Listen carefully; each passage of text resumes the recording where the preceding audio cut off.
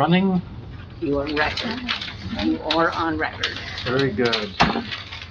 The meeting of the Township of Parsippany-Troy Hills Planning Board, Monday, November 7th, 2022, 7:30 PM. Announcement is made that adequate notice of this meeting has been given, and that it is being conducted in accordance with NJSA 10:4-6 et sec. of the New Jersey Open Public Meetings Act. If you could call the roll, please. Mr. Didich. Here. Mr. DiPiero. Here. Mr. Mealy. Here. Mr. Meth, it will be late this evening. Mr. Stanzio. Here. Ms. Veely. Here. And Chairman Dinsmore. Here. We also have with us our board planner, Hello. Mr. Wider, our board engineer, Mr. Canjiano, and Marina Ms. Steinley. Steinley, our board attorney. She's filling in for us tonight. Okay, just a moment, let me do this. If we could all stand and put... I pledge allegiance to the flag of the United States of America and to the republic for which it stands, one nation, under God, indivisible, with liberty and justice for all. All right. This meeting is open to the general public. Are there any members of the public who have any items that are not on tonight's agenda that would like to address the board? Hearing and seeing none, we move on. We have several resolutions to go through tonight. We've got first the minor committee resolution. Do we have sufficient members of the minor committee here to, how many have we got here? I think Jennifer. No, she's not able to. Okay. You have two, there's enough. The Mr. Didich and Mr. Mealy? That's correct. Mr. Chairman, a motion to approve minor committee resolution, application number 22.528, Aaron's, Martins, Johansson, 2 Thompson Road, 1 Thompson Road, 156 Red Gate Road, Block 435, lots 53, 54, and 76, minor site plan for a lot line adjustment. Second, Dadich. We call the roll. Didich, Yes. Mealy, Yes. it's approved. Right? Very good. Then we have, after that, we have RRT2. Do I have somebody willing to move application number 20:516? Mr. Chairman, Yes, sir. I move the motion to approve application number 20:516, RRT2 Campus LLC, 2 Campus Drive, Block 202, Lot 3.20, major soil moving permit. Second, Mealy. All right. Nora, would you call the roll, please? Didich, Yes. Mealy, Second, Mealy. Stanzio, Yes. Von Aiken. Oh, he's not here. Dinsmore. Yes. Approved. All right. Now we move on to our agenda.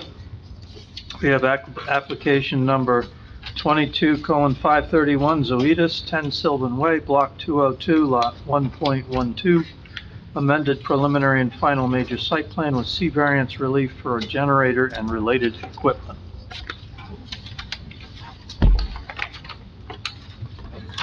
Good evening, Chairman, members of the board, board professionals. Luke Pontier of the law firm Dave Pitney, here on behalf of the applicant. May I be seated? Yes?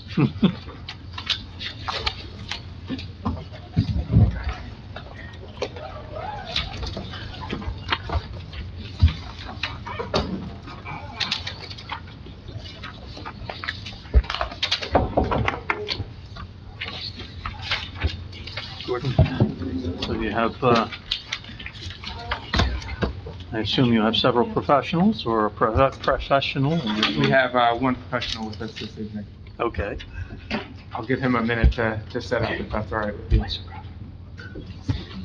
I'm fine with that. If you want to, usually attorneys like to talk, so. For the record, Mr. Meth is present. Learned that sometimes you're better off listening, you know. Fair enough. But as he's finishing getting set up, as I mentioned, Luke Pontier of the law firm Day Pitney, thank you all for having us here tonight. The property that's the subject of this evening's application is 10 Sylvan Way. That's block 202, lot 1.12 on the township's tax map. And the property is located in the ROL Research Office Laboratory Zone. The property is approximately 9.219 acres and currently contains an office building and related site improvements where the applicant is a tenant. You may recall that the applicant previously obtained preliminary and final site plan approval from this board along with bulk variance relief, and that was pursuant to Planning Board Resolution dated December 19th, 2020, to install a generator, concrete generator pad, curbing, and related site improvements to service the existing office building located on the property. The applicant is before you tonight seeking an amended site plan approval to modify the location of the generator due to an existing electrical right-of-way. The general location of the proposed generator remains the same in the southeast corner of the parking lot. However, the generator has been rotated approximately 90 degrees, and you'll hear more about that through testimony this evening. The applicant is not proposing any improvements to the office building, garage structure, or signage on the property as part of this evening's application. The site plan amendment does impact a couple pre-existing variances that are on the property. Specifically, a variance is required from Township Code Section 430-183, which requires a buffer of 150 feet from any lot lines with a residential zone. Today, that buffer is 98.4 feet. As approved under the application in 2020, the generator would have been located 97.4 feet from the property line. And as part of tonight's application, we are proposing that the generator will be located 119.8 feet away. So while we're seeking that relief tonight, it is an improvement over both existing conditions and what was previously approved. Similarly, the modifications will also result in a less intense variance under Township Code Section 430-276A16, and that requires a maximum of 481 parking spaces. The Township Code has both a minimum and maximum for parking spaces in this zone. There are 525 spaces existing. As part of the 2020 approval, that would have resulted in 523 parking spaces. And as part of this evening's modifications, it brings the total parking spaces down to 519. So while there's a reduction in parking spaces, you'll hear that we're still comfortable with that number, and it actually results in a less intense variance since we're providing more parking than is permitted under the maximum amount in the code. We did receive several review from the board professionals and township agencies, one from the board engineer that was dated August 25th of 2022, the Township Water Department dated August 12th, Township Sewer Department, and that was dated August 19th, a memorandum from the tax assessor that was dated August 9th, and one from the fire department that was dated August 5th. With me this evening, as I mentioned, I do have one witness, and that's the project engineer, who will review the existing site conditions, the improvements that were previously approved, and the modifications to the location of the generator. Before we move on to that, I'd like to ask our planner if he has any waivers or any comments that would like to make to start. Thank you, Mr. Chairman. Our report is dated October 2nd, 2022. Unfortunately, we were not able to complete our completeness review within 45 days of the statutory time frame. So while this application was deemed administratively complete for scheduling, we did in our report go through and have a number of waivers that are not applicable to this application, given the fact that it's for an amended site plan, and it's an already developed property. So you will see on page 2 and page 3, and actually extending on to page 4, that you'll see a number of footnote 2s there, which basically says what I just said, given the nature of this application. We do have one issue where we felt that some testimony was required. That's located on the top of page 3, and footnote 3 says it appears that some of the proposed work will be in an existing easement. The applicant is asked to confirm via testimony that the proposed work will not impact the existing deed restriction associated with the JP&L easement, and that the required affidavit, submission of the required affidavit, we feel is important for the record, but we think it can be made a condition of any approval that the board wishes to grant. And that is all we have on the completeness, so we would recommend, pardon me, that the application, excuse me, be deemed complete. All right, so we don't need to pass any waivers or any, Well, there are a number of or grant any. non-applicables. Waivers weren't requested. I don't know, I don't think we've gone through this one yet, since we've been a consultant, that says how you want to treat the non-applicables. We would recommend waivers for all of them, if you think that's part of what the board does. Otherwise, they could be just ignored and it would have no impact.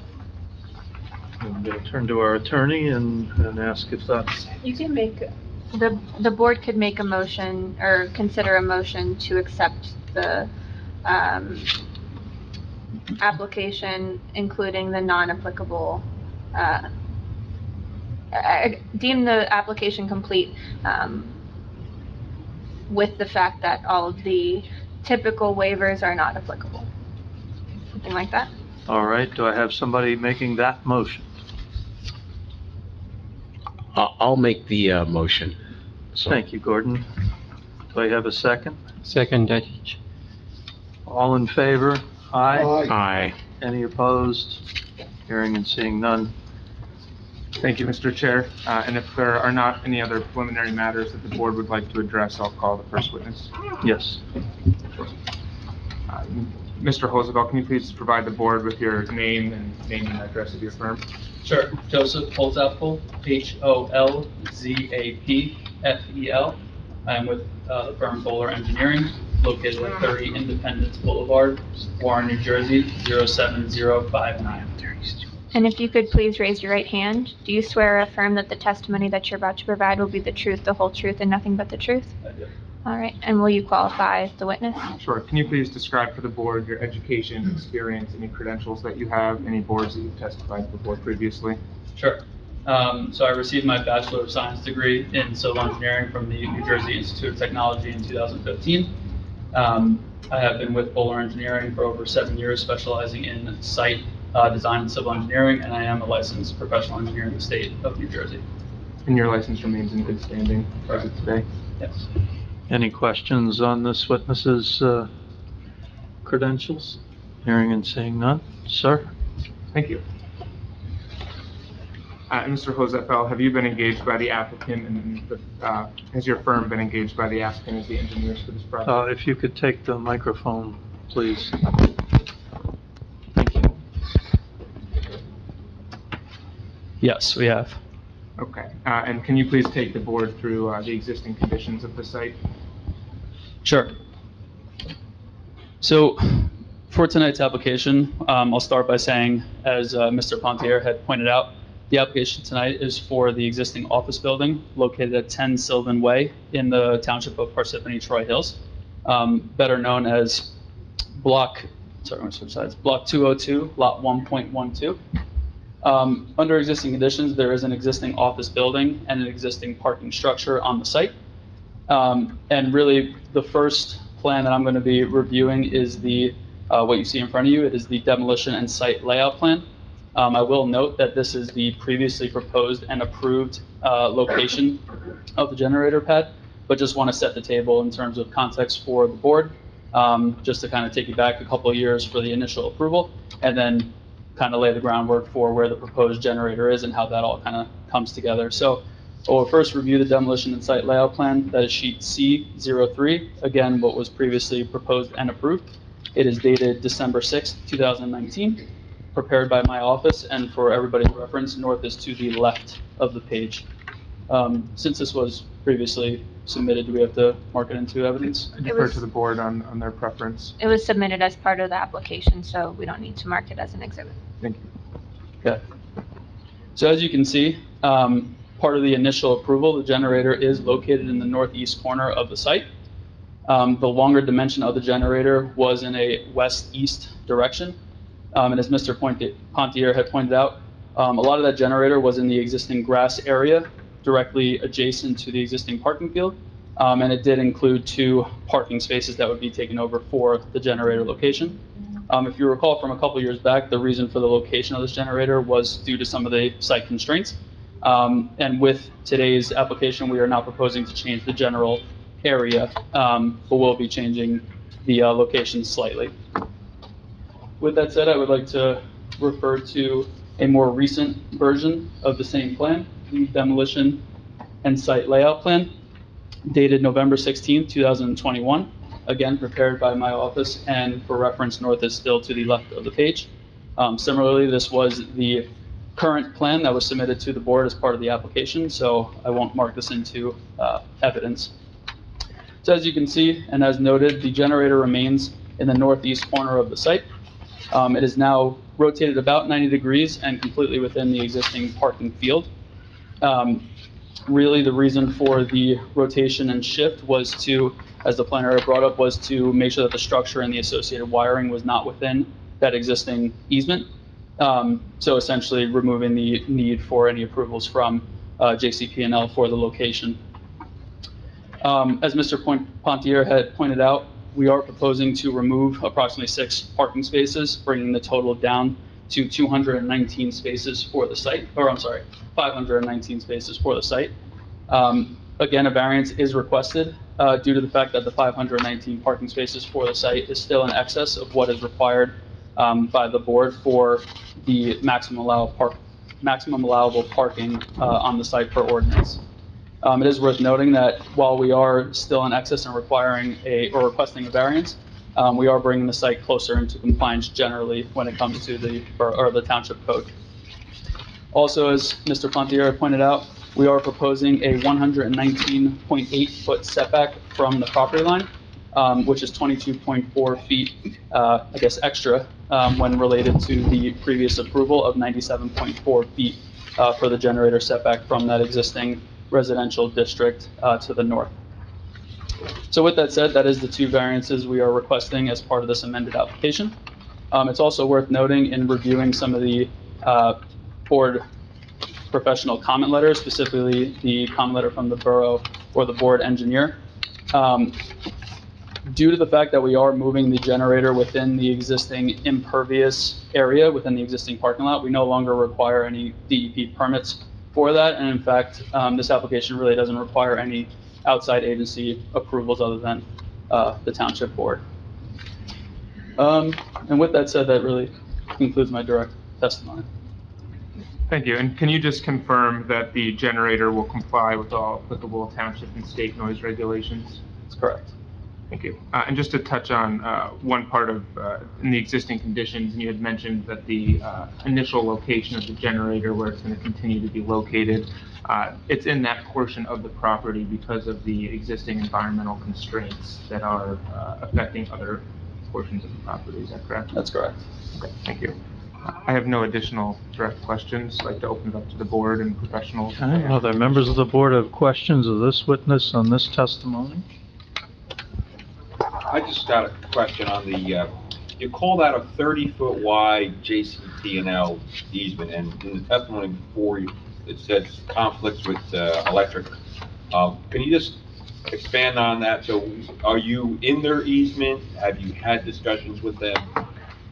So originally, the generator was within that 30-foot easement. We have rotated so that is now, the structure is outside and the wiring will also be outside of that easement. Can you use your pointer to show the limit of the easement? Sure. So it's essentially just to the west of the generator, kind of right in line, but the generator will be outside of it, so it's right under the generator. I think one of your plans is mislabeled then. You call out 30-foot wide easement, Mm-hmm. and it's scales about 15 feet, first of all, and it's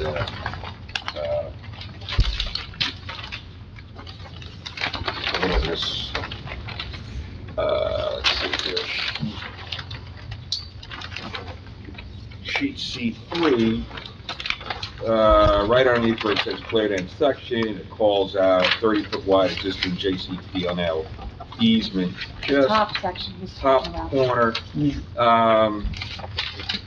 Yeah, right where you were there, right there. So is that, looks like we're still in that easement, or does that easement stop at that turn point?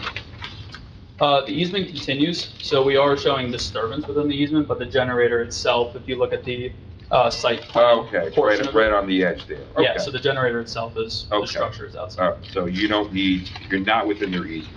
Correct. Okay. And then, is this natural gas or diesel? Diesel. Diesel. And so diesel delivery would circulate through the parking lot there? How does the diesel truck circulate the lot there? So I mean, it's just anticipated to kind of pull up and do what it would need to do and then back down. And there's ample room for it to maneuver in the stalls there? Correct.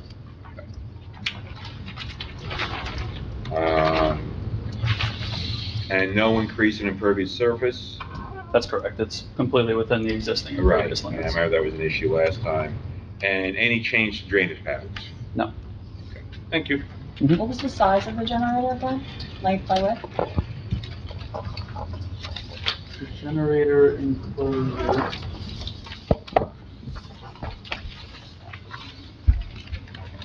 The total generator enclosure is approximately 40 feet by 10 or 11 feet, depending on where you stick the dimension from.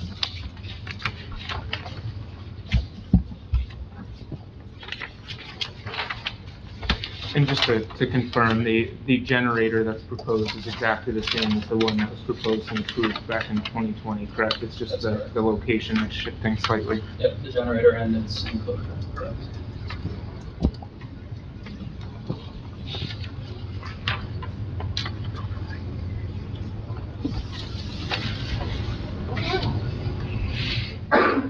Do you have any? I do.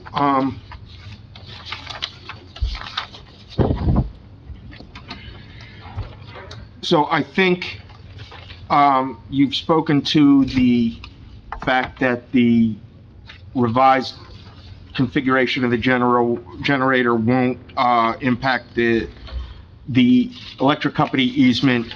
Are there any deed restrictions that need to be, recognized as part of this application? There are none that we are aware of that would impact the proposed installation location. To the extent there are any, we're happy to have that be a condition of approval that be addressed. Okay. We were not here, we were not consultants to the board when the original application was approved, was reviewed. Was there any, and I don't want to open up anything that had already been opened from before, and open and closed from before, but had there been any consideration to putting some kind of a fencing or landscaping to screen from the adjacent residential? So I believe as part of the 2020 approval, we had shown that the existing landscaping there being substantial trees in between the property line would act as a buffer. And because we are increasing the buffer than is existing, we're not proposing any additional landscaping. Okay. I would assume you'd be welcoming to maintaining the buffering that currently exists. Correct. And then there was a question that our staff had that, is there another generator on this site? More in the center of the length of the property? There is an existing generator on the site, And yes. what is the proposed dispensation or disposition, I should say, of that generator? Yeah, that will remain. Okay. So this is an additional unit. That's all we have. Thank you. All right. Other members of the board that have questions, Ms. Witness? I have a question. Yes, Councilman. Where is the diesel storage tank for the new generator? So it's actually under the actual generator, so completely within the enclosure as well. Oh, okay. So you have a platform underneath in case of a leak that catches it, that's above the concrete? So we do have specifications for it, so,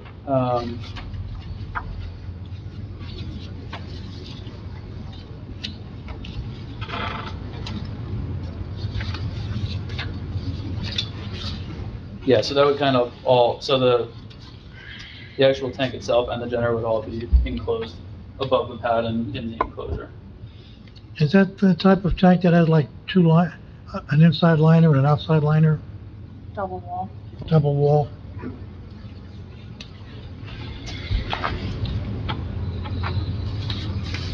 You're nodding yes?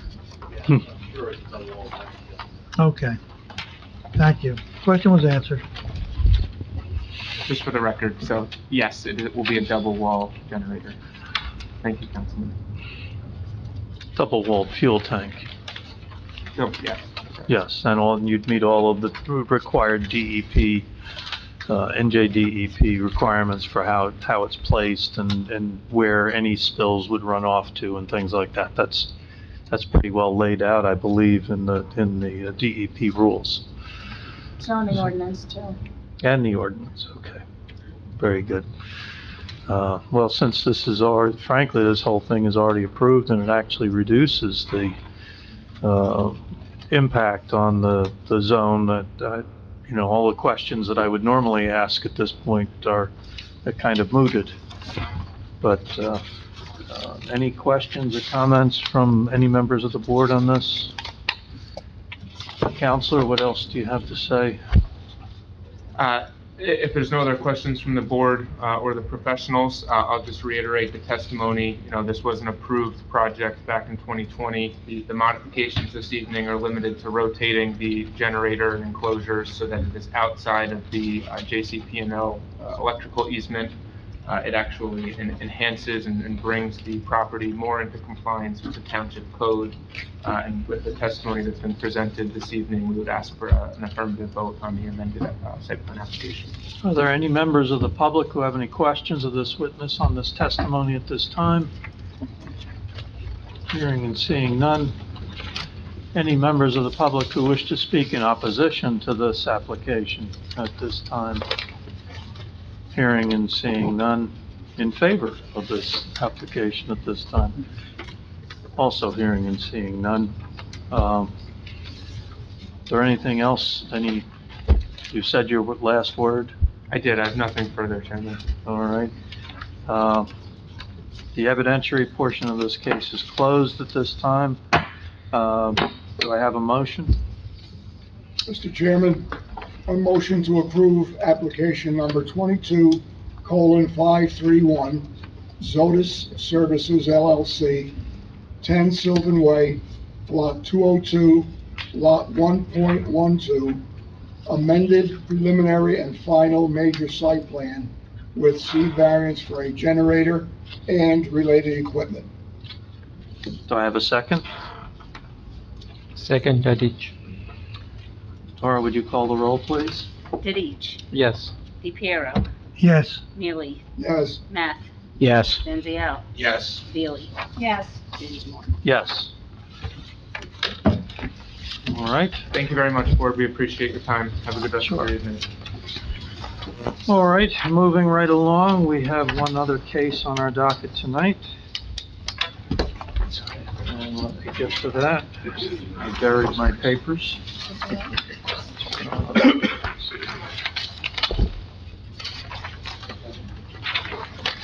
There it is. I'm calling up application number 21:521. Gurdarshan Singh, 77 Fairfield Road, Block 386, Lot 11, minor site plan with C variance for a two-lot subdivision. Did I come close to pronouncing that first name correctly? Comes better than I do.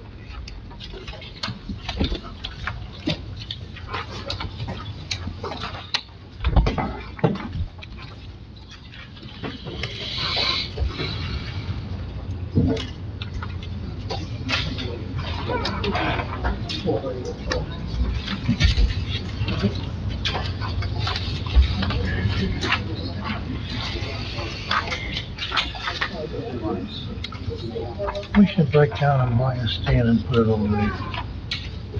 Didn't we have one? We used to have one. We used to know they stashed over there.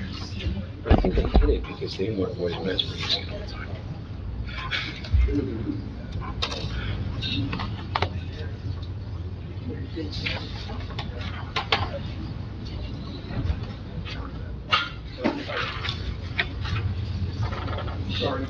I'm just saying, from up quicker. Fred, do you want me to get a smart mount level out of the car? We can-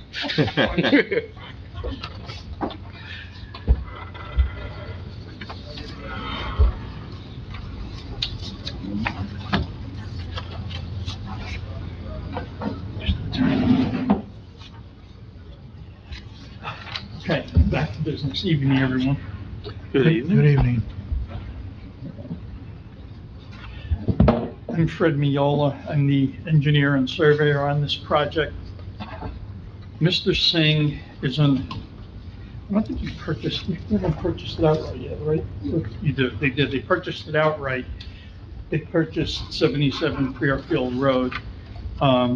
And what they'd like to do is take down the house that's on the property. I'm sorry, I'll just swear everyone in Sure. so we can provide testimony.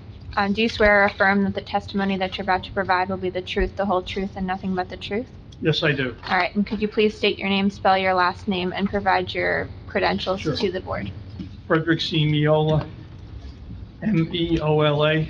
I'm a licensed professional engineer, land surveyor, planner, certified floodplain manager, certified municipal engineer. I got more initials after my name than I have in my name. And I've been before this board numerous times. And will the applicant be testifying as well? You want to say anything? Yes. All right, so please raise your right hand. Just in case. Please raise your right hand. Do you swear or affirm that the testimony that you're about to give will be the truth, the whole truth, and nothing but the truth? And please state your name, spell your last name, and provide your address for the record. And if you just Speak speak into the microphone. Darshan Singh, Gurdarshan, last name Singh, Sinth. I live in Carteret, 85 Hill Street, Carteret, New Jersey. Thank you. Right.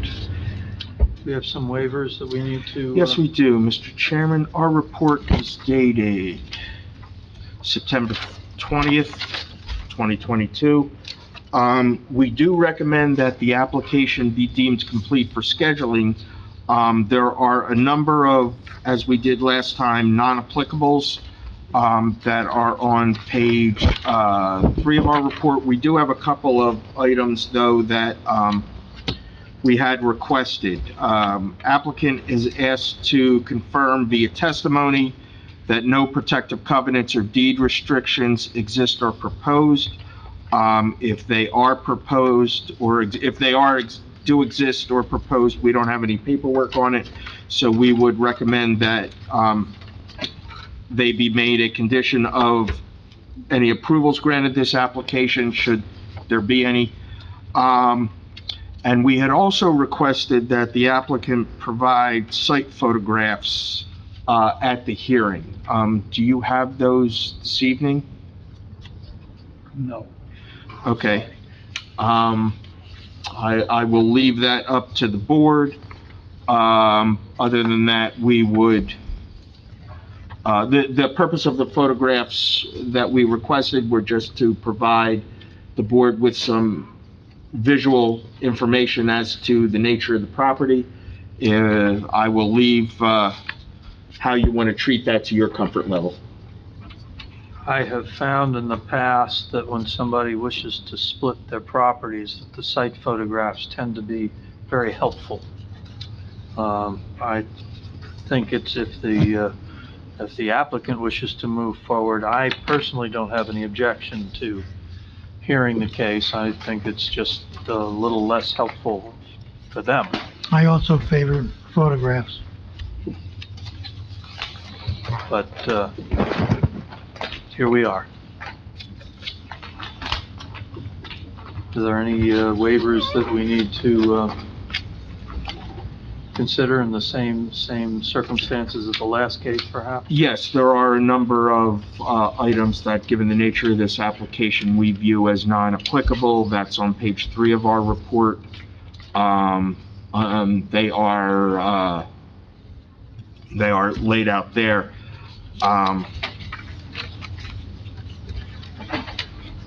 And then the photograph issue, I assume that the issue related to the covenant, protective covenants or deed restrictions, will be addressed during testimony. So the descriptions will all be very colorful, and we'll try to get a mind's eye picture of what it is, I assume.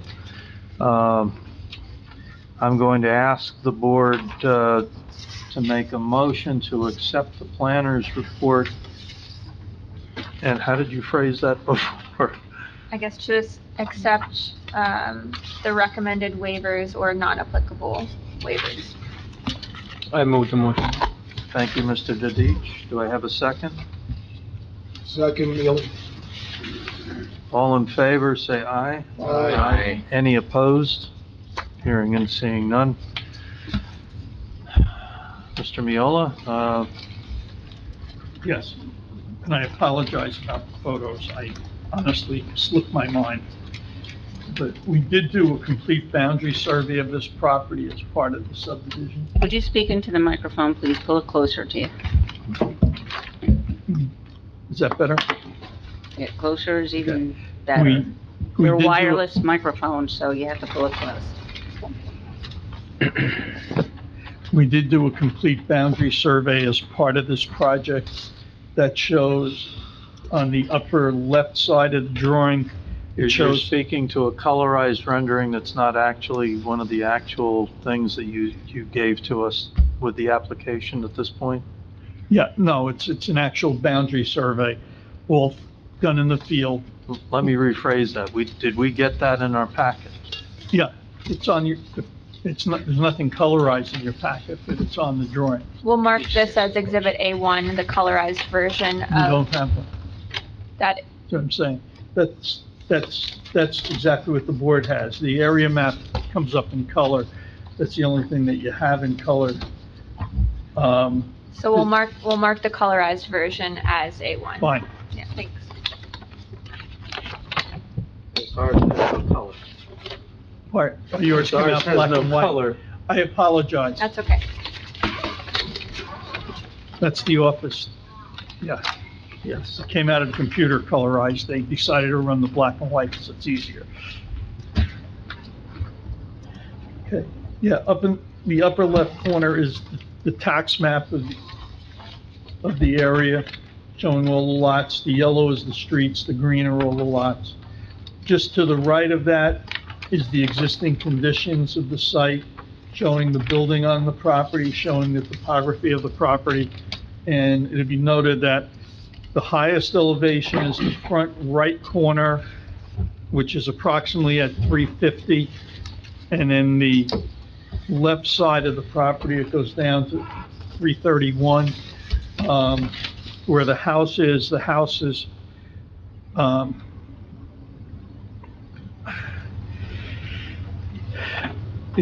it's kind of like a basement walkout. It's 342 on the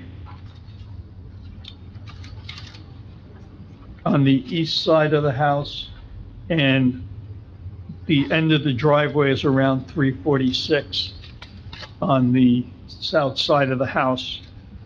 And then the property basically pitches from left to right and does have a slight diagonal pitch towards the rear of the property. The proposal is to subdivide the property in half. It should be noted, just for the record, that this property was part of the, I believe it's Lake Parsippany. I just want to make sure before I say it wrongly. Yes, of the Lake Parsippany subdivision from the 1930s. If you examine that map, you'll see that it was known as lots 4755 through 4760 on that map, which is basically 6 lots. What we're doing is really putting it back to where the lot line was, 3 lots, and then the lot line, and then 3 lots in the other property. So it's just going back to what it originally was created as. And that was very common in Lake Parsippany. In Lake Parsippany, the lots were all 20-foot lots, and people bought what they wanted to. They bought 3 lots, they bought 6 lots, they bought 5 lots. The zoning in the town traditionally requires 3 lots, 60-foot frontage. These lots, because of the little peculiar shape, because the lot lines are radial, they're not perpendicular, they're a little bit narrower at the front, and towards the rear, they widen out to 66 feet. In the front, they're about 55 feet.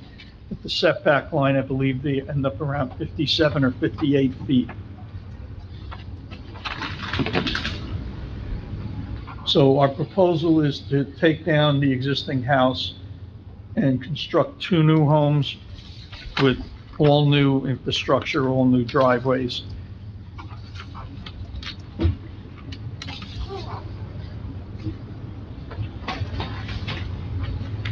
And hopefully I gave you guys a relatively good picture of what the site looks like in my description of the topography. It's also, we do also show all the trees that are on the property if somebody's interested. You know, the property is not wooded, but it has a fair amount of trees on it, you know, surrounding the house. And 3 of them have to come down. The balance of them are along the property lines. They're along the southerly property line, and they're along the northerly property line, and those trees will remain.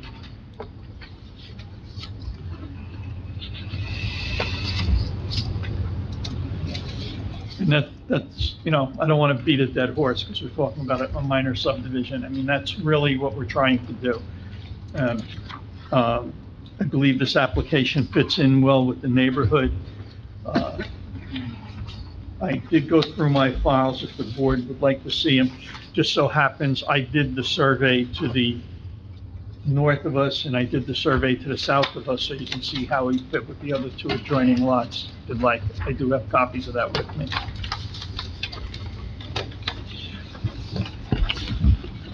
Are you going to speak to the reasons why we could grant the variances involved? And, yeah, I'm sorry. I hit on it lightly. Let me get you a little more detail. Yeah. The ordinance requires 6,000 square foot. We have the required lot area. Because of the shape of the property, we don't meet the lot width at the specific point, which is the front yard setback. However, the overall average width of the lot is 60 feet. And the lots are 100 foot deep, so you can see. And so it's just a peculiar shape because the map of Lake Parsippany in this area, and this isn't the only lot, it's all the lots coming along Fairchild because of that big sweeping curve. The lot lines went out radial, so they were narrower in the front and wider in the back. And it's a very common condition in that area. What was the average width you said for both lots? It'll average 60 feet. 60? Yeah. Because our lot is 6,000 square feet and they're 100 foot depth, so the average has to come out to 60.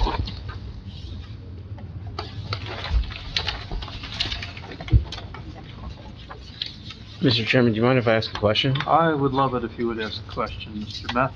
So I was looking at the zoning table, and the widths that are listed are the ones that are on the frontage of the road, correct? Yes.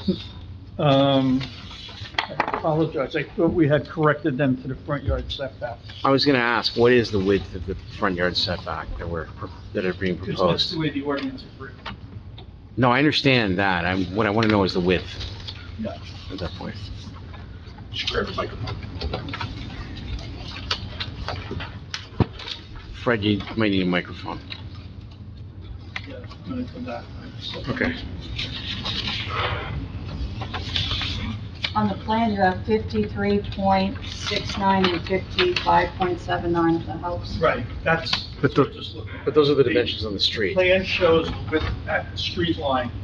The zoning table shows the width at the setback line. That's why if you look, So they're the exact same?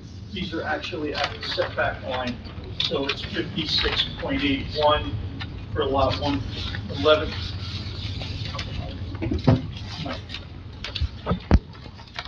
It's, for lot 11.01, it's 56.81 at the at the setback line. And lot 11.02, it's 57.87 at the setback line. So the plans that I have in front of me right now say 53.69 and 55.79. I apologize.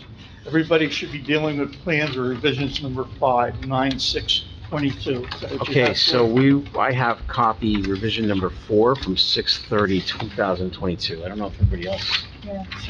Yeah, I got revision number 596, and it has the measurement at the setback. Right, have the measurement at the setback. So that was a request. from the plan. 681 and 5787. And this is revision 5 dated September 6, 2022. How many people have number 5 and how many people have number 4? And I apologize. I've got number 4. The professionals would have the latest revisions. We have You number- only sent a few sets, so it's going to go to the professionals for review. I have, this is this one. Like, mine's dated July 18th, and Andrew's dated October 12th. Here's July. So the board members have the old one, the engineer has the new one. Okay. That'd be correct. I think he said it.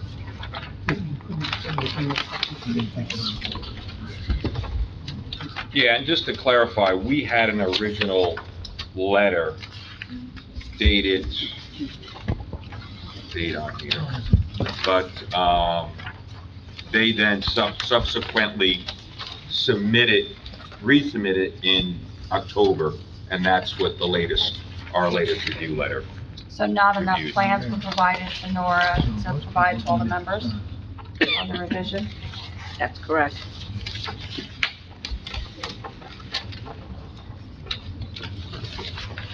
Okay.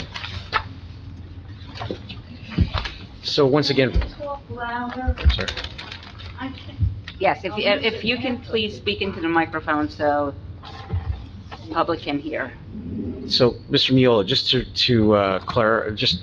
reemphasize the numbers since we don't have the right ones. One of the lots is proposed to be 56 feet, I understand it, which means a 4-foot variance. Correct. And then the other lot is, what, 57 point? 57. They're in round numbers. I think it was 5681 and 5730. Let's see. The zoning table here. Lot 11.01 is 5681, Okay. and lot of is 5787. So one of them has a 3.19 foot variance, the other one has a 2.9 something. 2.9, Yeah. okay, 2.1. 2.1 rather, okay. All right, I just wanted to verify what the variance is. All right, thank you. Yes, please. 3.2. You mentioned that the lot pitches towards the rear. Yes. So the residents to the rear of your property are gonna be concerned about drainage, which I guess we can't discuss here. Well, I'll comment on that. This application's in for subdivision. The municipal land use law, the state law, the planning board does not have the authority to review site plan details. However, this has a variance on it, so it plays into decision-making if it's good planning to grant a variance. And to Mr. DePiero's point, this property drains to the north and to Lot 3 and drains to the west to Lot 12. You are increasing impervious surface of the existing lot. You're demolishing the existing house and building 2 new houses. So that's, the drainage pattern is a huge concern. So can you give us your background on what you did to mitigate this drainage patterns and the increased runoff that's going to be realized by the development of this site? Yeah, I mean, what I'm anticipating is if this project gets approved, then we're gonna have to go through the process of a plot plan for zoning and a full grading plan to the engineering department. And part of that grading plan, I know they're gonna require a dry well, so we're gonna have to put a dry well in the rear to catch all the runoff so that it doesn't run off onto the neighbor's property. So it's gonna go towards the neighbor, it's basically gonna be lawn areas. But all of the impervious is gonna be collected and put into a dry well to seep back into the ground. Can you discuss the dry well? I noticed you have the dry wells on there. There is a township ordinance for projects like this. It's the minor stormwater management ordinance recently enacted by the township, and it requires the dry well and requires the reduction in flow. Can you go over that a little bit for this board? What you need to do and what you have proposed on this concept plan? Yeah, what we're proposing is to collect all the runoff from the roofs and the driveways and bring them to the dry wells so that there'll be no impervious runoff because of what's on the site. The only area that's going to be running off is going to be lawn area, which normally is about a 20-25% runoff factor compared to what seeps into the ground. And that's pretty standard on new construction all over the Morris County area. So we see applications like this, and we're particularly concerned about the drainage pattern. I notice there's a catch basin in the roadway, the frontage, and you just mentioned the driveway is going to connect to the dry well. As you know, that's not really allowed in the DEP regulations. You can't have motor vehicle surfaces go into a dry well. So I would suggest that be looked at, that you connect the driveway, the trench drain driveway, to the catch basin. Okay, this is what we normally discuss in the between engineer and engineer, but yeah. That's true. We'll have to raise the garage floor, which will raise the house a little bit to get the driveway to pitch to the road so it gets to the catch basin, and then the home would go into the dry well. So my suggestion would be, since this detailed discussion really is not with this board, I'm asking the board if they do consider approving this application, that conditions be placed on the resolution of the board's concerns about the drainage and about runoff patterns. Because there has potential to have negative impacts on the neighbors. The current property doesn't have a dry well. No, the current property doesn't have a dry well, and it pitches towards the rear. The driveway comes in and turns in from the side. So it's going to be better than what's there today. So it has a potential to definitely Potentially. be better, because right now there's no dry well. Yeah. And all that drains back. But the dry well will then take that water so that there's less water if there's a problem now. Yes, absolutely. All right, I'm going to use chairman's privilege here and ask a few questions of our professionals. We've got a case here where they're asking for us to split the property. They're not asking us for the housing, but obviously, once we've split the property, they have, by right, certain building rights.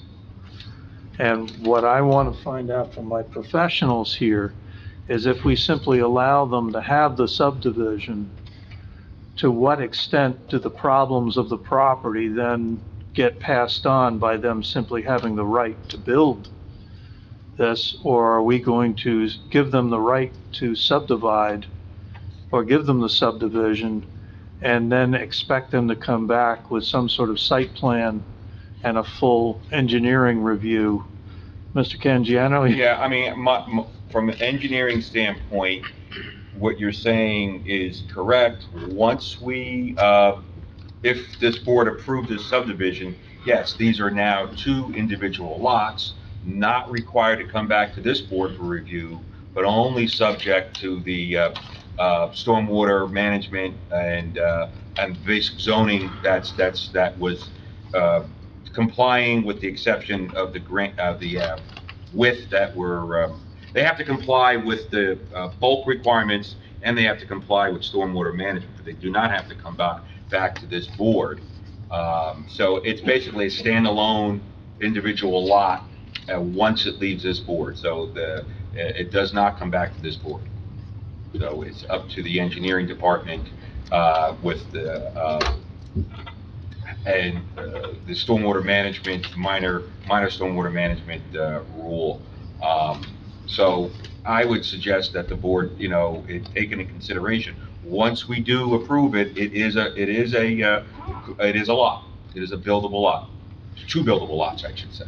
Okay. Yeah. I have trouble visualizing, when you knock down this existing house and produce 2 houses with 2 sets of driveways, I have to assume the impervious coverage is going to be less with 2 houses there, which means you would have more drainage, not less.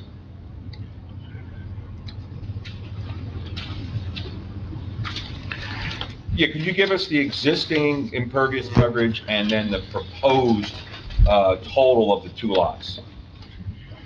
As a comparison, I think that's what Mr. Pierre was asking. Yeah, and just before I forget, just want to point out to the board that I have the client specifically pick out the house that he's going to be building. So those shapes that you see are what's going to be built. That isn't, a typical house. That's what he wants to build, as you see on that plan. The existing dwelling is 1,543 square feet with 1,128 square foot of driveway.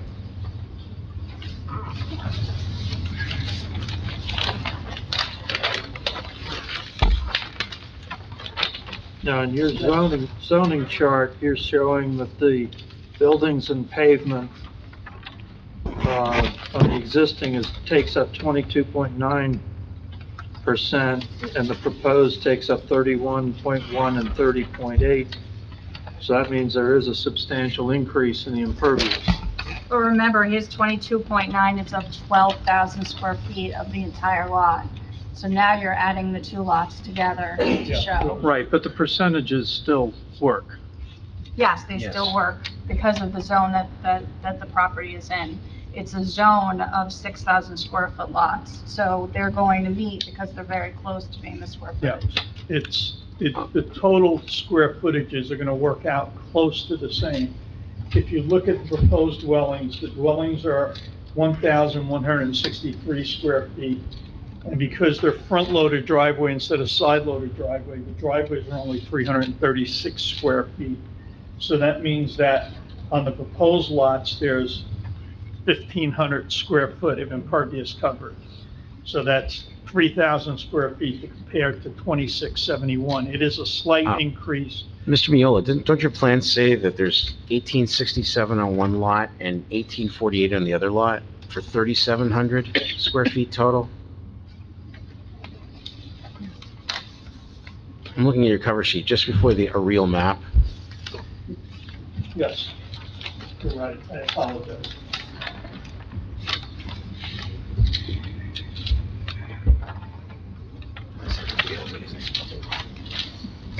And the existing, could you repeat that? Is it 2756 to 2756. 2671 existing today.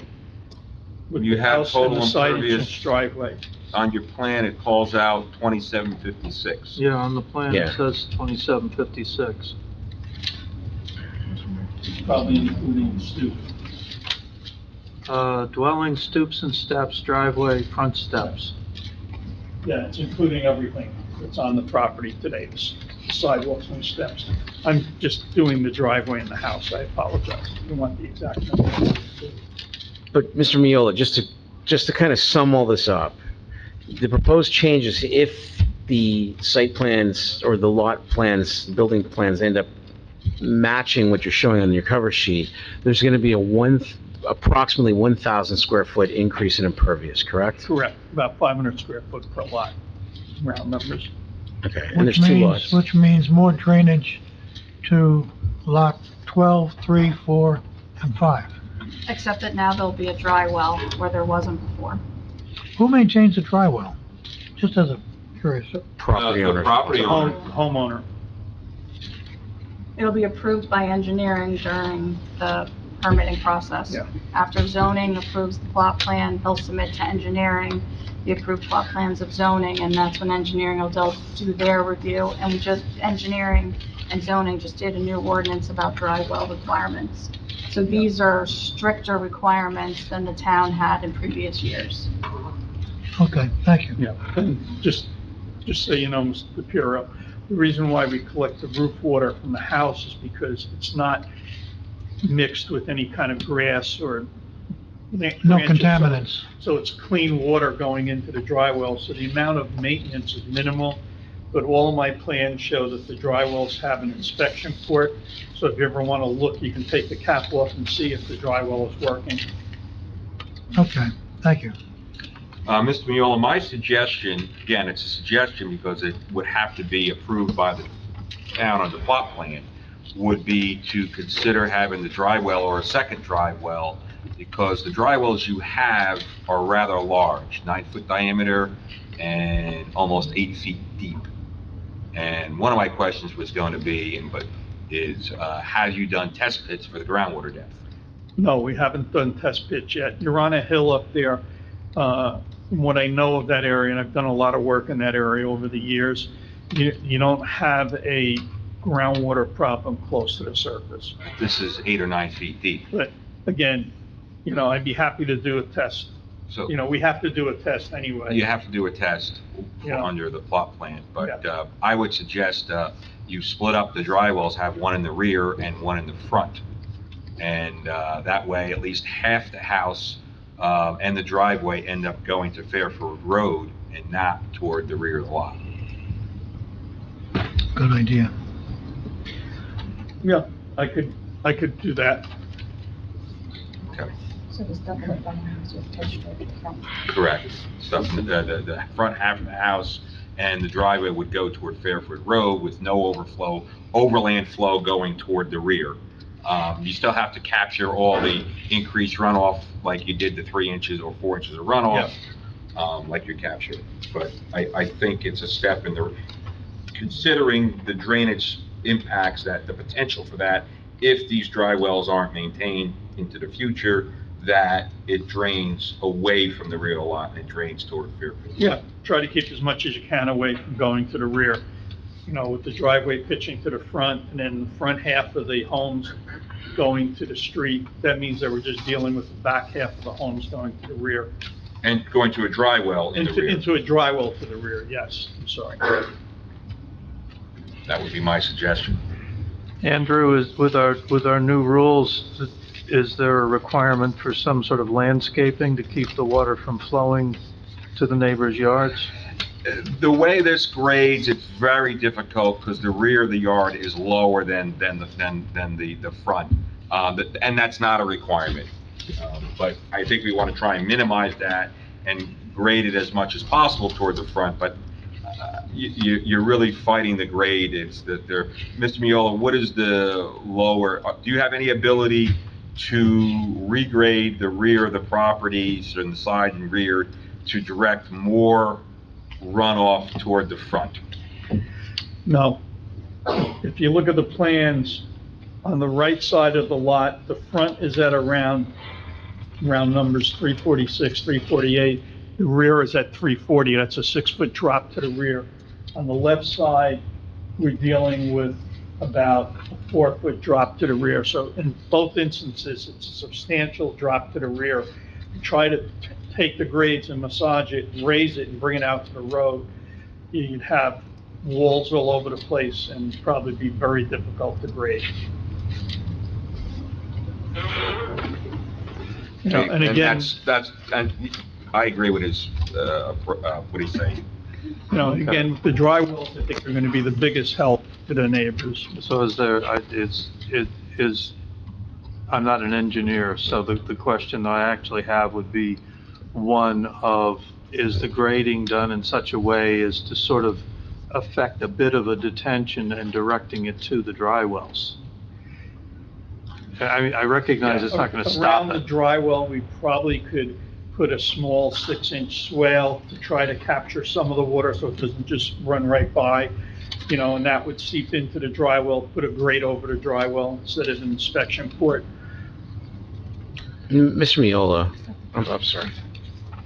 The only downside to that is technically, we are now taking lawn area and bringing it to the dry well with all the fertilizers people use, weed killers that people use, seeping it into the ground, which is DEP frowns upon it.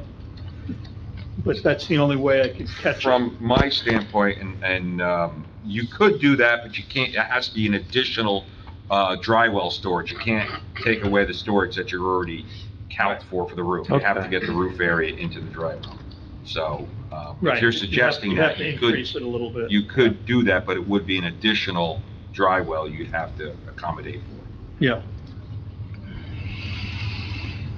All right, so you'd be working with our township professionals to do the best you can if you put this together so that it may not eliminate, but it would minimize the runoff that might occur. Yes. Yeah, which is what I always do. You know, I work it out with the engineer and we try to come up with a good solution for everyone.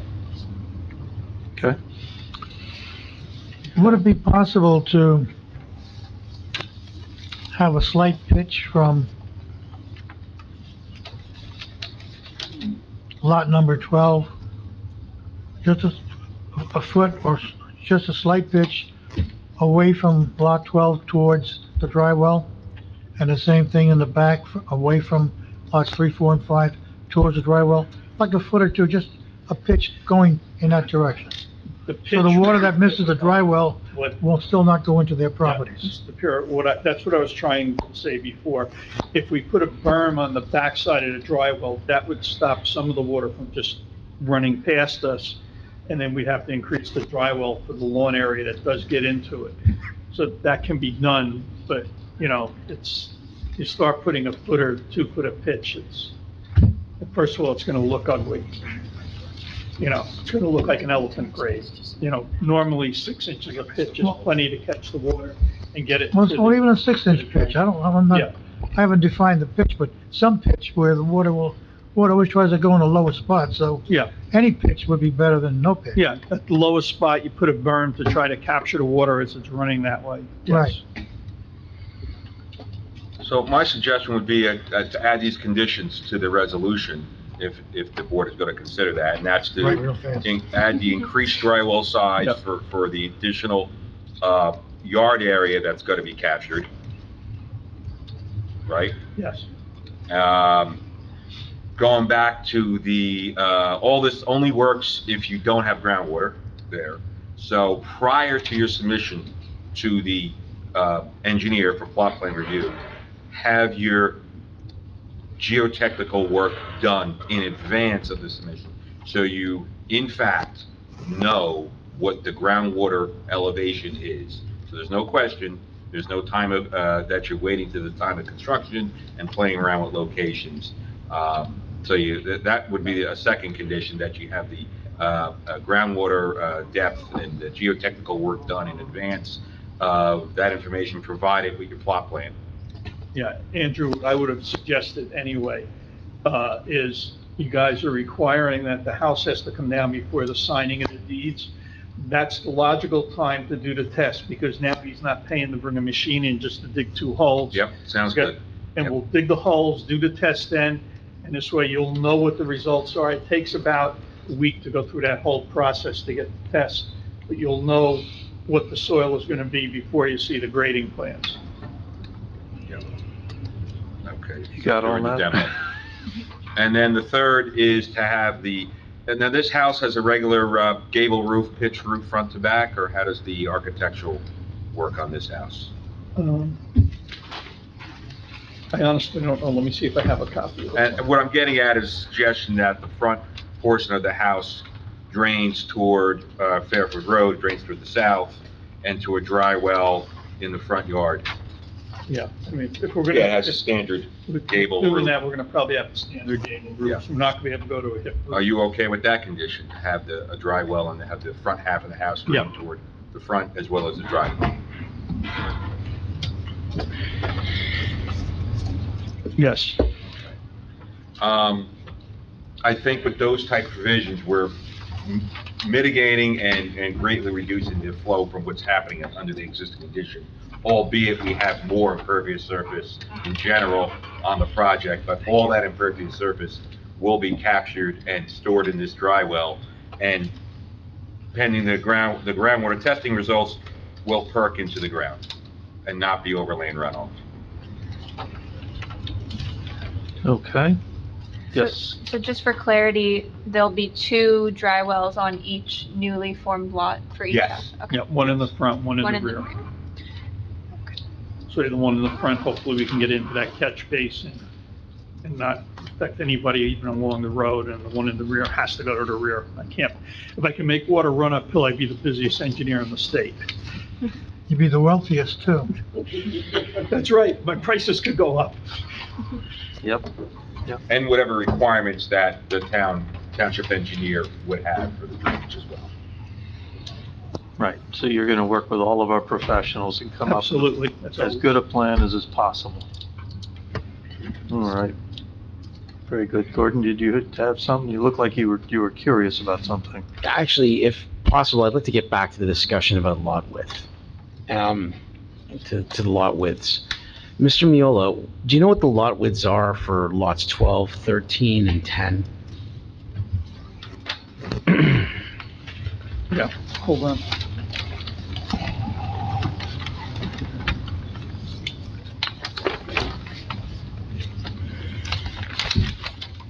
To answer your question is yes, as soon as I can find them in my file.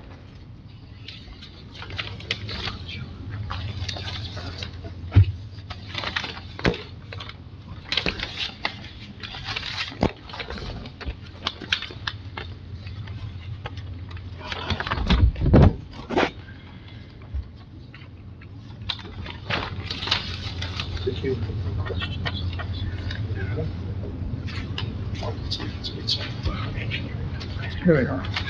No, I had them in the front.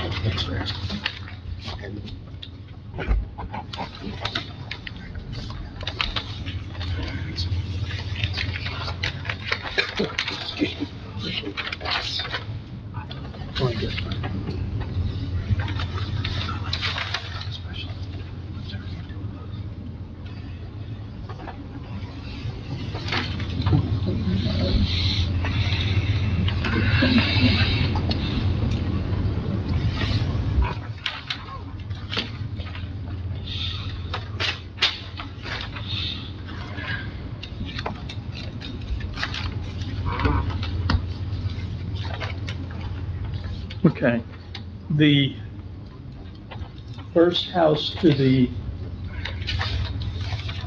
north of the or the east of the property in question is a 60 by 100-foot lot.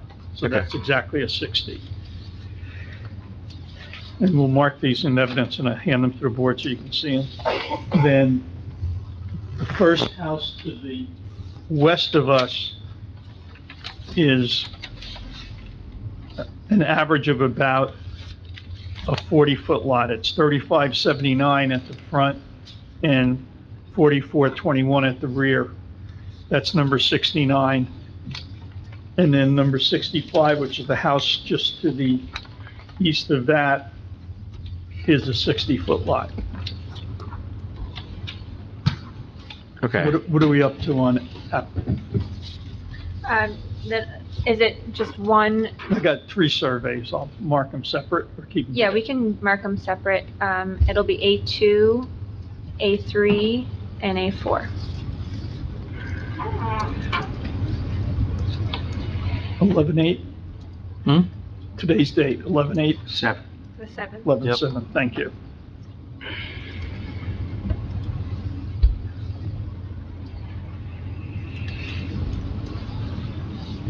I thought everybody would know 11/8 is election day. I should. I'm sitting. Where do I start? Who do I hand them to? Start with, those are the 3 surveys I just gave you guys to look at. So.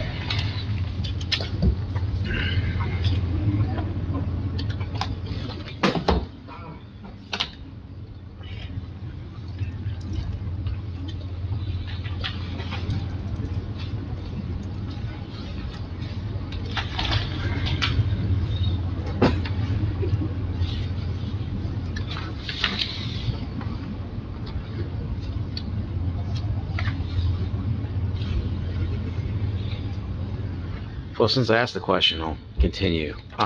So if essentially only one other lot on this block doesn't conform to the minimum 60-foot width required by our ordinance, is that your testimony? Yes, the lot to the east Immediate of west. us is where the curve stops and the straight section starts, so now you're gonna get nice rectangular 60-foot lots. To the left, the first lot is into the curve, and that's 35 something, because it flares out. And then to the left of that, it's a wider lot. It gets into the end of the curve where it starts to transition into the other straight section. So this sweeping curve in the middle is what's causing that narrowness of the lots, because they're like little pies going back. They're not nice rectangular lots. Mm-hmm. Understood, but the key is if this block were held to its intended lot width by the ordinance, this block could not sustain more than 4 houses, where there are 4 houses right now. Is that correct?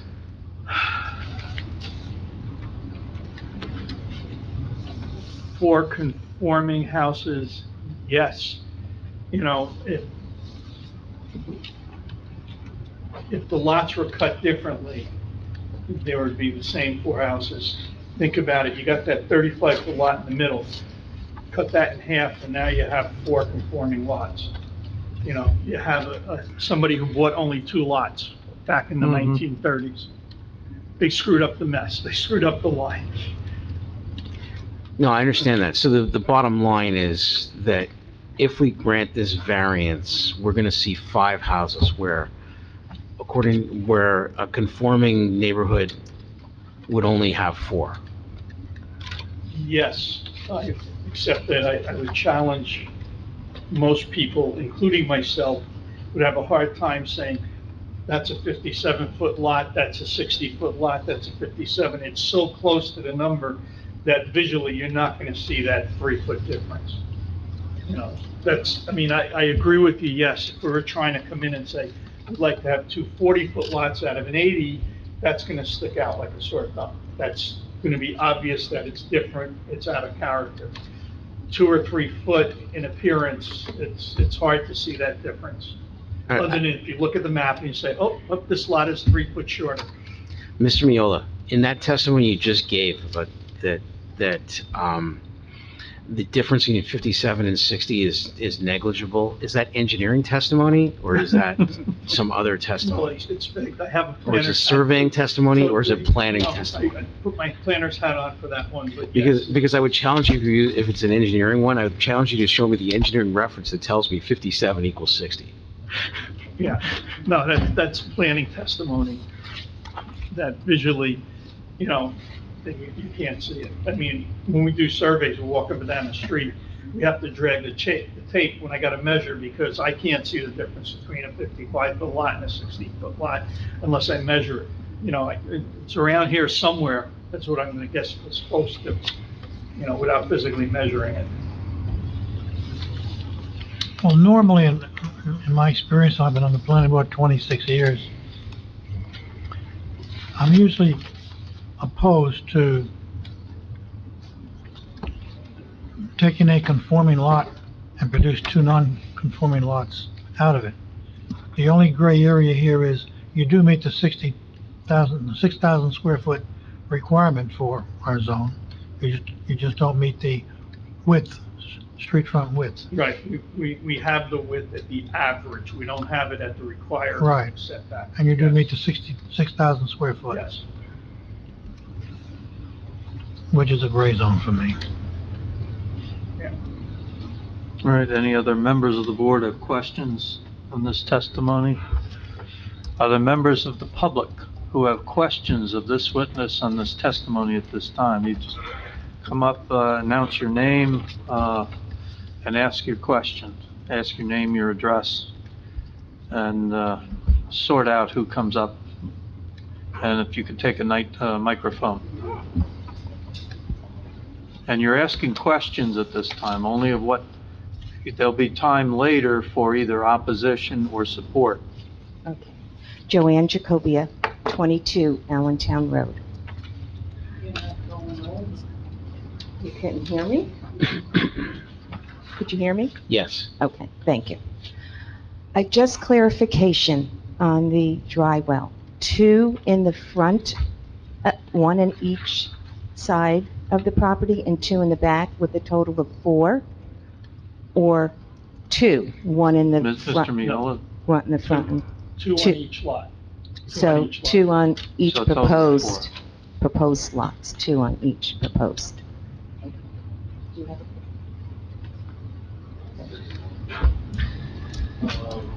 Vic Jacobia, 22 Allentown Road. Were you aware of the R4 zone Can you when you speak purchased? louder? Were you, Mr. Shaw, were you aware of the zoning requirements when you purchased Fairfield Road? You were not aware of that. Thank you.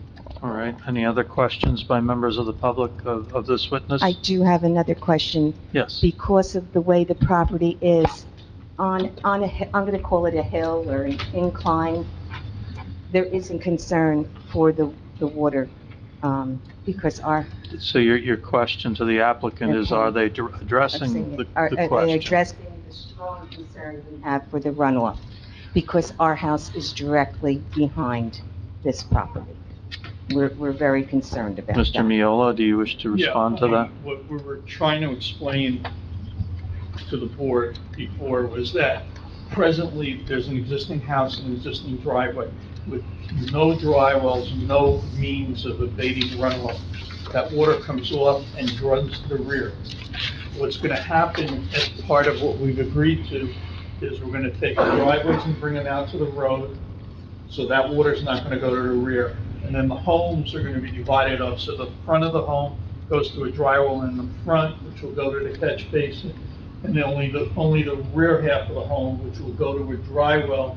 And then Mrs. Apiro asked if we could put a little 6-inch berm to help try to capture a little more of the water from the one, and that we've also agreed to.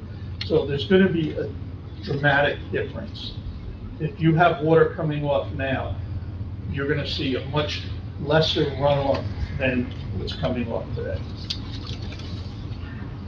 Did I make it clear? Did I help you? Yes and no.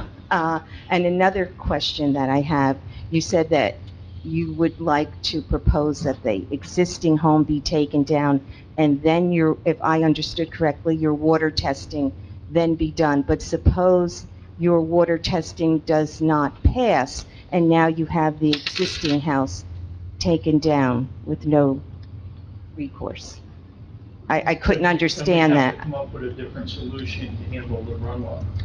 But my history of that area is I haven't had a problem with dry wells anywhere in that area, and I've done a lot of the lots in that area. So I don't anticipate it, but the reason why we do it when the house is coming down is because there'll be a machine there. So help the client a little. He doesn't have to bring in the machine, just dig 2 holes so I can pull a sample and then fill them in, and then the machine drives away, and he's got to come back later to knock down the house with the machine. So when he has the machine there to knock down the house, we will immediately do the test before he gets any of his permits for the new construction. So the solution is going to have to be worked out ahead of time. Yeah. Other members of the public have questions of this witness in this testimony at this time? I've lived here for over 40-some odd years. Name and address. Just your name and address. Connie Ward, 28 Allentown Road. I've lived here for over 40 years, and this property is right in back of my house. I don't have a problem with them building another, taking down the house they have and building another house. But it's so nice when I pick up my shade and I can look and see Holland Road and see the trees and hear the birds. And I really don't want 2 houses. I can accept 1, but I'm having a hard time accepting 2. Thank you. Okay. You have another question from the public?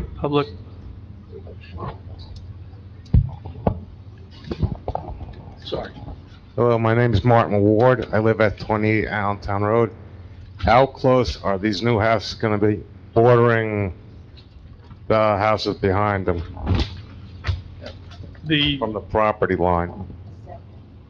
That's what, okay, the setback. The homes are going to be approximately 46 feet from the rear property line. The existing home that's there today is 23.5 feet from the rear property line, so it's going to be substantially closer to Fairfield Road. And I said the home because there is a 12-foot deck, so the decks are going to be about 34.5, 35 feet from the rear property line, to give you a true picture of everything that's there.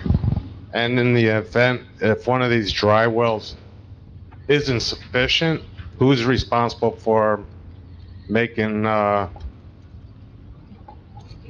additional whatever to get it to work? Either the Because client or a homeowner.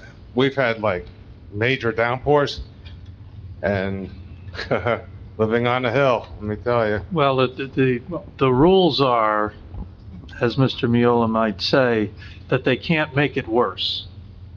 That's Okay. the rule. They can't make it worse. And our town ordinance now, because it requires the dry wells, Mr. Canjiano, you think that it would be likely to make it much better? If they're functioning, it will be better. And it brings up a good question if they're not maintained. And I have a question for our legal counsel. Is there any way to deed restrict that the homeowner has to maintain these dry wells in good working order? I think that under the township ordinance, that's part of the requirements of the town code to maintain any dry wells. And then that would be a code enforcement issue, either, I'm guessing, an engineering enforcement. But, thank you. Yeah. But from an engineering standpoint, provided that they're maintained, they will work and store and stop the overland runoff to up to 3 inches of rain, which is a pretty good storm. 3 inches of rain in 24-hour period it's a good amount of rain. All right, thank you. So if even after all of the development, if there's still a problem in the neighborhood, concerned neighbors can go to the town and say, there's this issue, even though there's all these dry wells, maybe there's a problem, and then the engineering department would investigate that, and then if they're not being maintained, would issue some sort of violation. I have Joanne Jacobia, 22 Allentown Road. I have another question for Mr. Miola. Do you plan to give the board photographs of the property? Because a photo is very visual and very descriptive. Do my question is, do you plan to give the photos? I'd be happy to supply them if the board wants them, so they'll have the next meeting. I apologize, I missed that, and I forgot to get the photos. We have, any other members? You have, yes, sir. My name is Joe Ward. Just out of What's curiosity, your address, please? 28 Allentown Road. Just out of curiosity, with, if you guys do approve their plan, like, what time in the morning would the construction start and the time the noise would die down, like in the afternoon? Like, because we are also, we're a residential and we are a school zone too. I don't remember the exact time, but I think it's either 8 or 9 in the morning, and you have to be done by like, I think 6 or 7. I'd have to look it up, it's in the code. You would comply with the town or township ordinance regarding construction times and noise? Yep. Okay. No, Vic Jacobia, 22 Allentown Road. I think we're an 8-4 zone on that. An 8 to 4 working period of time, 8 o'clock in the morning, 4 p.m. Well, they've agreed to, live Whatever up to town the code ordinance as it we'll is. comply with.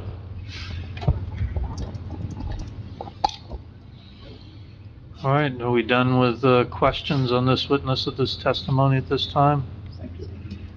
How do we find out that if this goes further and then we have additional comments? Because we only can ask questions now and not comment. So when do we have that opportunity, is my question. When Mr. Miola wraps up his presentation, you'll be given an opportunity to speak either against or for the application, and then he would be allowed to rebut it if necessary. And then we would consider the case. We'd consider the application up here. So, sum it up. Very good. Mr. Miola, what else do you have to say? Do you wish to present any other evidence? I think we've presented everything, that we tried to answer all the questions the board has. I personally think it's a good application. We're talking about a very small difference in the ordinance. It's almost de minimis. We're talking about 2 to 3 feet in lot width. We have the area, we have everything else. We have the average width. The shape of the lot is such that we can't make the width at the setback line. So it's a very minor variance that we're asking for. And the benefits, obviously, are the dry wells and the runoff is being controlled. You know, presently, there's no control for the runoff that's coming off these homes right now, the home and the driveway. It just runs to the rear. All right. That's your case at this point. Now, if members of the public that would like to come up and speak in opposition to this application at this time, if you could state your name, we usually swear you in because you then would be presenting testimony of some sort. Please take the microphone. Yes, with the microphone. Name, address, and then the swearing in. Joanne Jacobia, 22 Allentown Road. And could you please spell your last name? Jacobia. And Joanne is Joanne. All right, thank you. Do you swear or affirm that the testimony that you're about to provide will be the truth, the whole truth, and nothing but the truth? Yes. All right, and please state your comment. Okay, the comment is the layout of the existing home now. The front of the home does not face the frontage of the road. The home faces,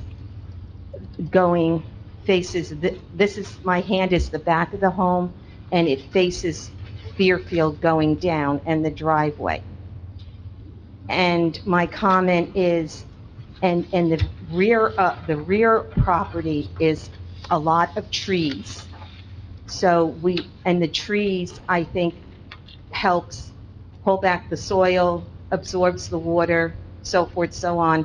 So if you saw a photo of this property, the back of the yard is very wooded, and then comes the house and the front of the house, and then after the front of the house is the stoop, and then it's the driveway.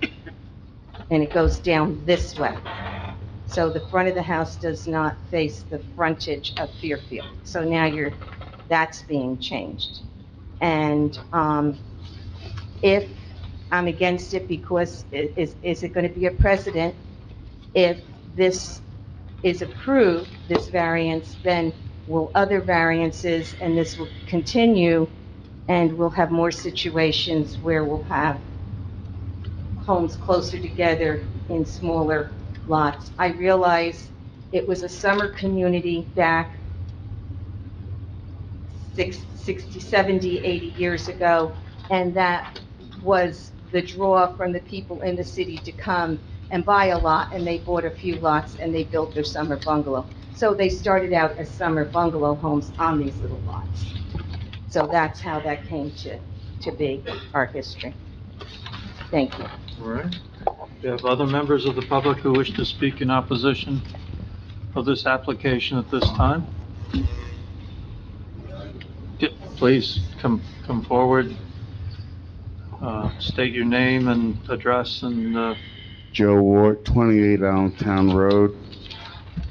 Can you please raise your right hand?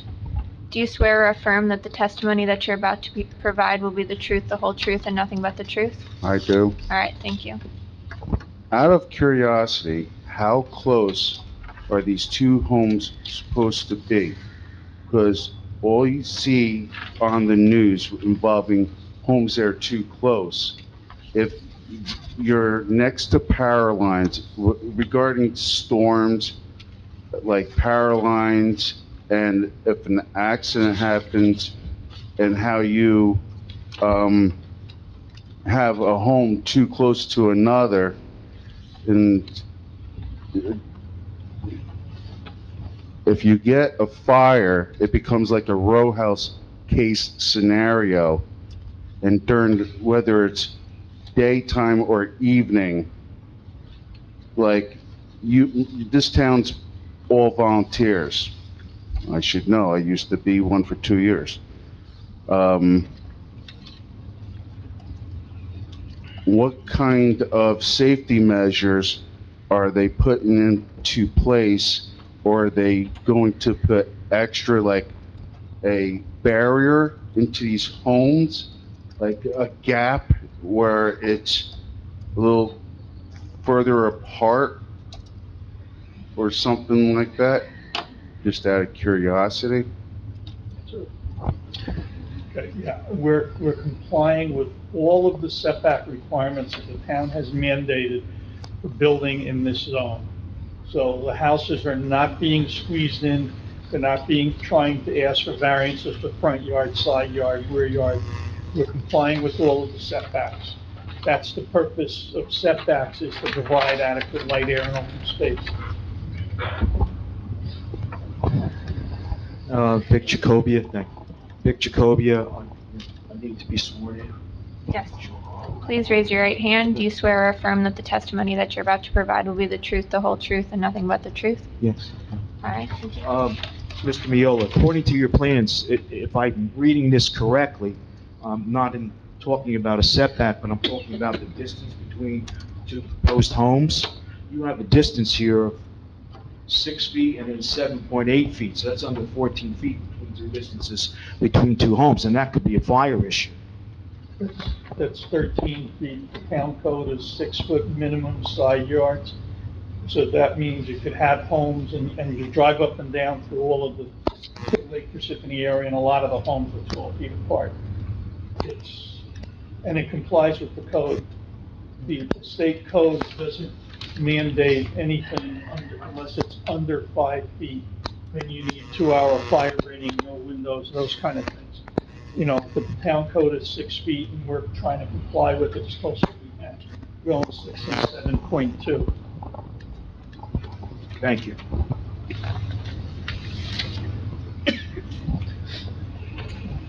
Any other members of the public wish to speak in opposition at this time? In support of at this time? Please,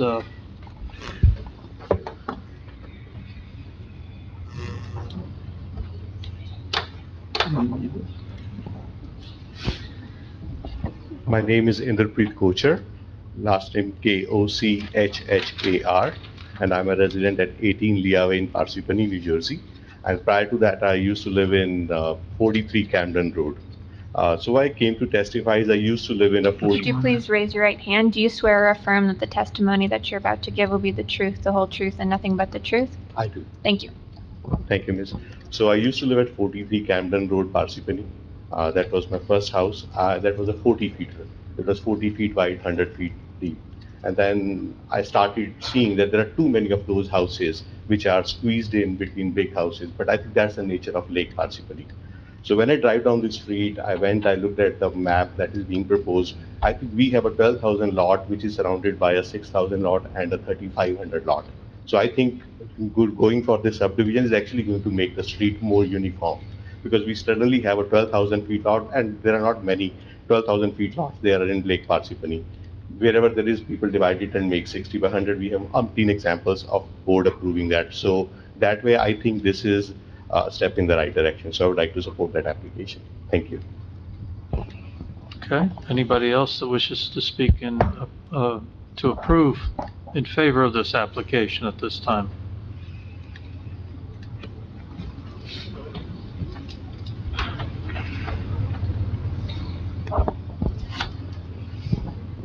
You want to swear me in first? Sure. Do you swear or affirm that the testimony that you're about to give will be the truth, the whole truth, and nothing but the truth? I do. All right, please state your name, spell your last name, and provide your address. Deepak Chandak, Chandak. I'm Address sorry, is a little bit slower there, Okay. the name. Chandak. And my address is 28 Caldwell Road, Parsippany, New Jersey. And I'm right at the intersection, essentially of Holland Road and Caldwell Road. And to the points that were raised earlier, I'm actually living on a 40 by 100 lot today. And my home only has a 6 feet setback, so I am like really next to my neighbor who also lives on a 40 by 100 lot. I take my dog for a walk on Holland all the time, and I see this lot and two homes coming up at 60 by 100 with the beautiful view that it would provide me for the lake in that lot. If I'm able to afford whenever it is built, would be something that I would love to see. Thank you. Other members of the public who wish to speak in favor of this application at this time? Hearing and seeing none, do you have a closing argument or rebuttal that you wish to make? I think, it's like I said, I think it's a good application. I said, these lots are 6,000 square feet. It's because of the peculiar shape that they don't quite meet the width at the setback line. Even though they have the area, we're going to comply with all of the setbacks. We're going to have the enhanced drainage above and beyond the town ordinance agreeing to put in the berm. I think it's good for the town. I think it's good for the neighbors. I think it's going to be an attractive project when it's finished. All right. Do you want your, He's paying he's been sworn in, yes. Yes, so I'm moving to the town because my brother just immigrated here from India. So we're gonna be living next to each other. So that is my purpose of applying for this application. So that we can live together, here next to each other. So that it was pretty nice. Makes a lot of sense. All right. That closes the evidentiary portion of this meeting.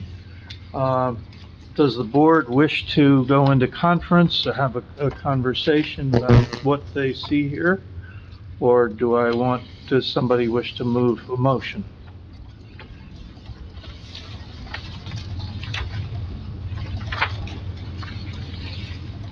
Mr. Chairman, I would suggest that we go into conference so that we can express our opinions to ourselves and take it from there. All right, so you've moved that we go into conference. Do I hear a second? Second, Dadich. All in favor? Aye. Aye. Any opposed? All right. You volunteered. You get to go first if you wish. unless you'd rather hear from your peers. I am concerned about some of the things that were discussed primarily, and I think it was mentioned by several members. The Should we take a break inability here? to- Do you need to, we're gonna take wait any longer. a 5-minute break, Okay. all right?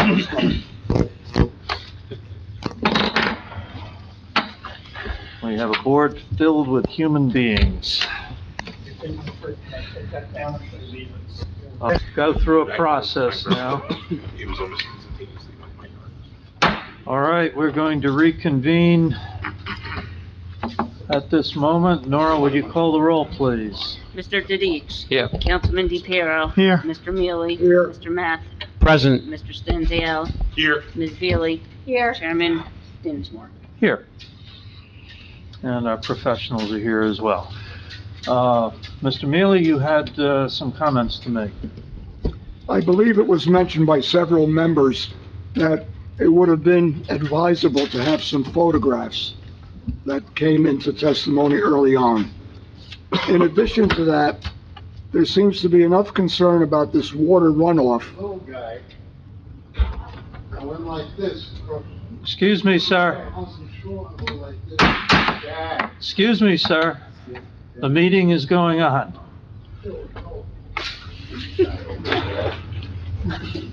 That there is enough concern about the water runoff and the fact that the house that's there has to be taken down before a test can be done as to the feasibility of making that property available to 2 homes.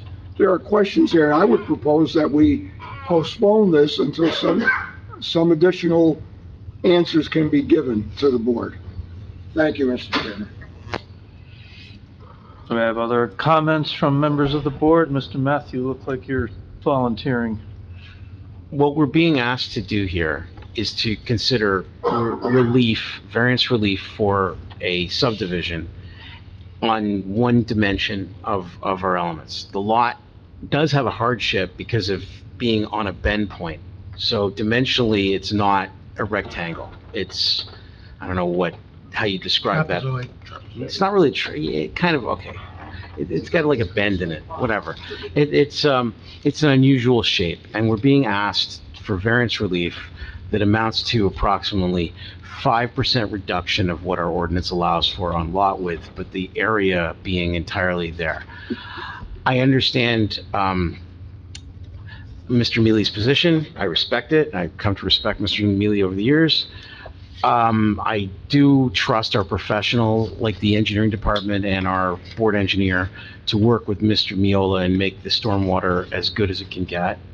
And we're not being asked to review a drainage plan or a grading plan, just the subdivision.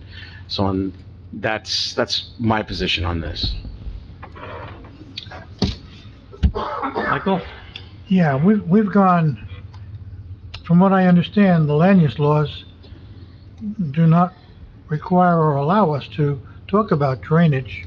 It's just the lot subdivision is the only matter that's before the township. It's the lot subdivision. We've gone beyond that to ask about drainage and to get answers that can solve my concerns if they're built properly and the percolation in the soil is adequate to contain that water. And that's not our job to determine. That's other departments that have to do that, the engineering department. So I'm satisfied that the drainage will be adequate from the testimony. Usually I don't like to approve subdivisions that produce non-conforming lots, but the total area is 6,000 square feet, and there's only a 5 or 6 foot difference on the lot width, so I'm inclined to approve it. Have other members of the board who have any comments or questions or other items? I'm going to say that my position is that I generally favor single-family homes to be built where they can be. I like this town of single-family homes. I think that's very consistent with the zoning. I think Mr. DiPiero's comments with regard to the almost de minimis nature of the request in terms of having the lots come very close to conformance is an important one.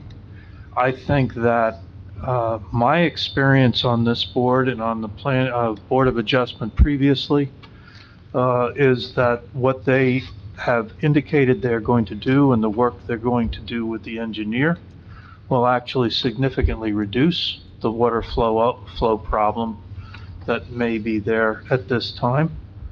And that since the houses will be a little bit further, they won't fall as far back, and that the driveways will be right off of Fairfield, I don't think that it will impact that much the air and light and wildlife of the neighborhood to have the two houses there.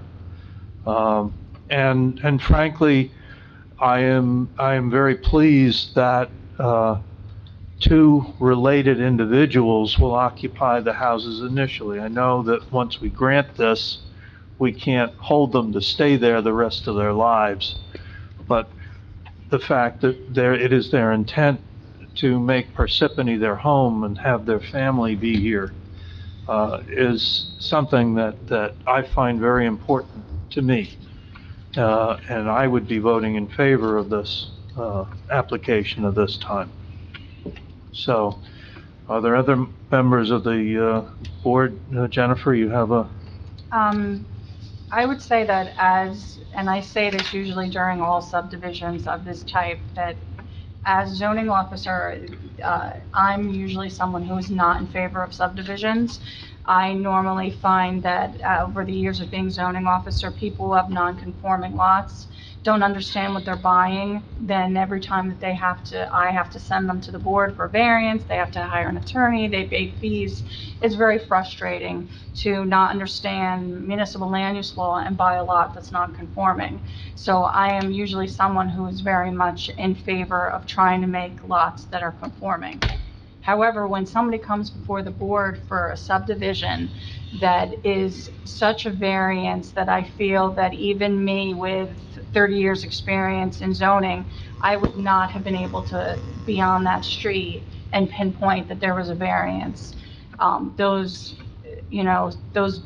type of variance that is, what are we talking, 3 feet and 2 feet? None of the homeowners will be able to see that difference if surprisingly lots of like this I've seen in the last 10, 20 years have already been subdivided. It's rare to have any lots left that can be subdivided. This happens quite normally. I think the new engineering ordinance that passed this year with the dry well is going to substantially change Parsippany, as we will make each resident that applies who adds more than 500 square feet of impervious coverage put in a dry well. The fact that the board is asking for 2 per lot, I think is wonderful. I think the neighbors should definitely speak to engineering if after the house is built and the driveways and dry wells installed and there are any issues, because as employees of the township, we don't know that you have flooding unless you tell us. So I think definitely if you don't see an improvement after 6 months and the grass is growing, you definitely let us know, because we can check on that dry well and see that it's improving. But I think the fact that there isn't a dry well on that property now, there's going to be an improvement. And though I would normally not approve subdivisions, this is one that I think is going to benefit the neighborhood. Any other members? Mr. Deitch? Thank you, Mr. Chairman. The application in front of us is about the subdivision of the current lot. In general, I'm in favor of this application, and in general, I prefer there are more people in the town. So this subdivision would allow more people in the town, so that's great for us. I know we talked in length about the whole water runoff that is beyond this application. Based on the conversation, I think I'm not as much concerned right now. I believe it will be taken care of by the new owners, so that should be fine. After hearing some of the comments, my only slight concern is again, I do not know if there are enough trees out there right now, losing some of those trees. So that may be slight of the concern, but I would hope that new owners would take care of some of that loss, if they remove some of those trees. So in generally, I think I'm okay with this application, and I would be happy to approve this. Do I hear a motion to come out of conference? Motion to come out of conference. Second, really. All in favor? Second. All in favor? Aye. Aye. Any opposed? Could stay in conference forever. Can I ask one last question? Sure. I don't know if we've ever done this before. Have we ever made a condition that the trees that are on the plan that they say they're keeping, they actually keep? Because what happens is once they're done with the board and they come to zoning, there's never anything that really talks about the trees, and generally, they just wipe the lot clean, and when it comes to me, and we're approving the plot plan, generally, if one tree is remaining, it's a lot, and a lot of times, the new owners plant some, but if you're showing trees on this plan, and they're stating that they're staying, is there something that can be in there so that engineering or myself would look to make sure those trees remain, if they're willing to do that? I think usually as a condition of all approvals, the applicant is required to use and construct what is depicted in the plans presented to the board. So if there's trees shown on the plans, then that is what is expected to be to be on the property. Yeah, if it's not a condition in the resolution, Well, as far as I know, as zoning officer, I can't. We didn't get the photographs that we wanted. Maybe you can provide that photographs later, which they can give to you. If the plan shows them, and we have a condition in the resolution that states that the trees will remain, I can enforce that, but if it's not a condition in the resolution. I will get the photographs before the next meeting. And Jennifer, I just checked with the client. He's willing to take a restriction that any trees within the last 10 feet of the property we wouldn't take down. Okay. I mean, that would help with the water runoff if the trees remain. So we'll make that a condition. Yeah. When the motion is made, that would be included as a condition. All right. That's why I wanted to ask him first before I do that. Absolutely. Absolutely. All right. Is there somebody on this board willing to make a resolution, move a resolution to approve the application with the conditions that our attorney will let us know what we've wrought here in terms of conditions? I think some might be repetitive, but I'll go through what I marked down. The applicant agrees to connect the trenching of the driveway to the road catch basin, and we'll have to pitch the driveway to the front of the road, towards the road. The applicant agrees to comply with the borough engineer's recommendations regarding stormwater mitigation, and will meet the township zoning requirements regarding dry wells. The applicant will install 2 dry wells on each new lot, one in the front and one in the rear. The rear dry well will also include a 6-inch swale to collect additional runoff from the yard, and will be larger in capacity than the front dry well. The applicant will work with the township professional to minimize runoff. And prior to the submission of plot plan review, the applicant will perform geotechnical and groundwater investigation, or to determine the groundwater depths.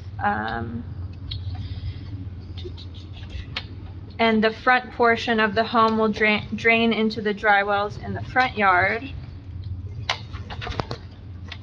The applicant will provide photos of the existing conditions on the property, will comply with township ordinance regarding construction time, and our last